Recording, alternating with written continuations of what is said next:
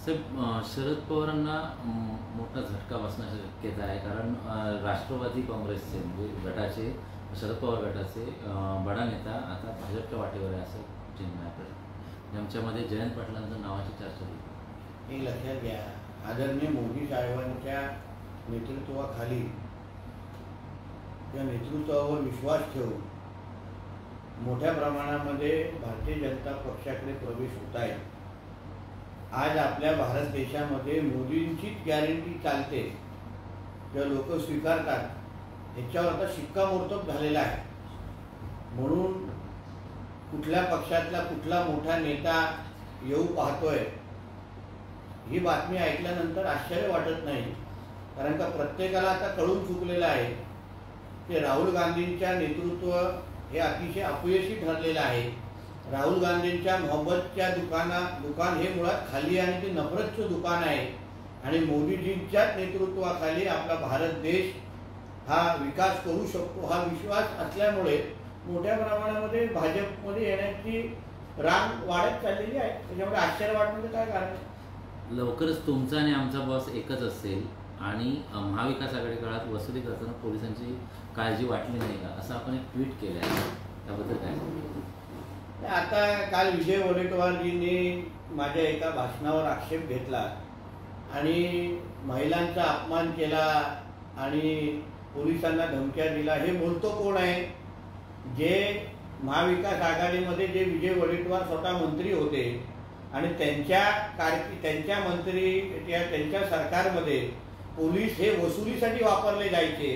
ते विजय वडेट्टीवार आम्हाला पोलिसांबद्दल ज्ञान देत आहेत, ते पोलिसांची काळजी घेत आहेत. ज्या महाविकास आघाडीच्या काळात पोलीस हे उद्धव ठाकरेंचे घरगडी म्हणून वागायचे असा आरोप आमच्या देवेंद्र फडणवीस साहेबांनी सभागृहामध्ये केलेला आहे. म्हणून त्यांनी पोलिसांची काळजी घेऊ नये आणि म्हणून मी त्यांना, आमचे जुने सहकारी आहेत, हिंदुत्वादी विचाराचे आहेत, बाळासाहेबांच्या तालमीमध्ये तयार झालेले आहेत आणि राणे साहेबांचे जुने सहकारी असल्यामुळे मी त्यांना एवढंच थोडा सल्ला दिला की जास्त टोकाची भूमिका आमच्याबद्दल घेऊ नका, कारण का कदाचित येणाऱ्या काळात त्यांचा आणि आमच्या दोघांचाही बॉस हा सागर बंगल्यावरच बसलेला असेल. म्हणून एवढी काळजी आणि विचार करून आमच्यावर टीका करा. भाजपचे मुंबई अध्यक्ष आशिष शेलार आणि मनसे अध्यक्ष राज ठाकरे यांची भेट झाली आणि सुमारे 1 तास चर्चा झाली. राजकीय चर्चा असेल असं वाटतं. माझं असं म्हणणं आहे की राजसाहेबांना चा मित्र परिवार हा फार मोठा आहे. सगळ्या पक्षांमध्ये राजसाहेबांना मानणारा मोठा वर्ग आहे. काही दिवसा अगोदर पण राजसाहेब आणि राणेसाहेबांची पण चर्चा पूर्णवर झालेली होती आणि आता आशिष शेलारजी त्यांना भेटतायत. म्हणून हिंदुत्वादी विचार अगर अजून भक्कम होत असेल आणि राजसाहेबांसारखा एक हिंदुत्वादी कडवट विचाराचा नेता अगर उद्या आमच्या बरोबर येत असेल तर मला असं वाटतं त्याचं स्वागतच करायला पाहिजे. सब काल पंकजा मुंडे आणि देवेंद्र फडणवीस यांची दिल्लीमध्ये भेट झाली. याच्या आधी देखील मुंबईमध्ये भेट झाली होती.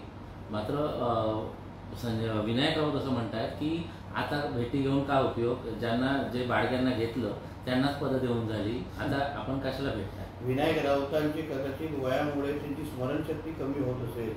त्यांनी जेव्हा उद्धव ठाकरेंच्या मंत्रिमंडळामध्ये किती कडवट शिवसैनिकांना त्यांनी मंत्रिपदं दिली होती ह्याची जरी यादी जरा दाखवा.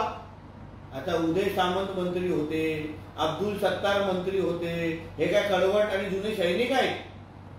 हे बाहेरून आलेले तेव्हाचे सैनिक होते, त्यांना तुम्ही मंत्रिपदं दिली आणि कडवट सैनिकांना मंत्रिपदं तेव्हा दिली नाही. म्हणून बाळग्यांचा दुसऱ्यांवर आरोप करण्याच्या अगोदर विनायक राऊतांनी स्वतःच्या बुडाखाली काय आग लागली आहे ही पहिली विजवावी आणि मग आमच्यावर टीका करावी.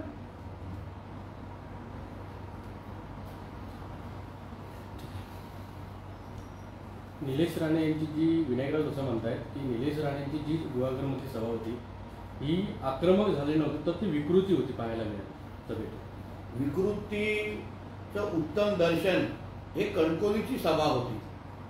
ज्या भाषेमध्ये त्यांचे पक्षप्रमुख, त्यांचे महत्त्वाचे नेते इथे येऊन भाषण करून गेले, जी पातळी त्यांनी सोडली त्याला खऱ्या अर्थाने विकृती म्हणतात.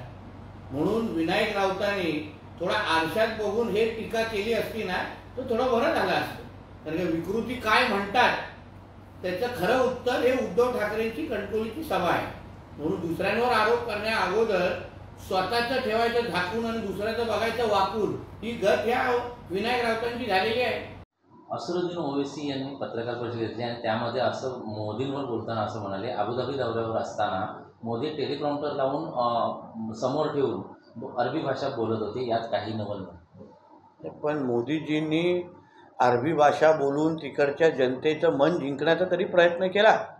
ओवैसींनी कधी महाराष्ट्रामध्ये येऊन मराठी बोलून मराठी माणसाचं मन जिंकण्याचा प्रयत्न केला आहे का?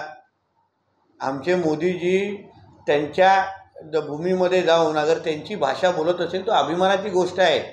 पण ओवैसी ज्यांचा प्रचार आणि प्रसार करतात, ज्या जिहाद्यांच्या बाजूने बोलतात, त्यांना डॉक्टर बाबासाहेब आंबेडकरांचं संविधान पण मान्य नाही. त्यांना ह्या देशामध्ये शरिया कायदा आणायचा आहे. त्यावर जरा ओवैसींनी बोलावं.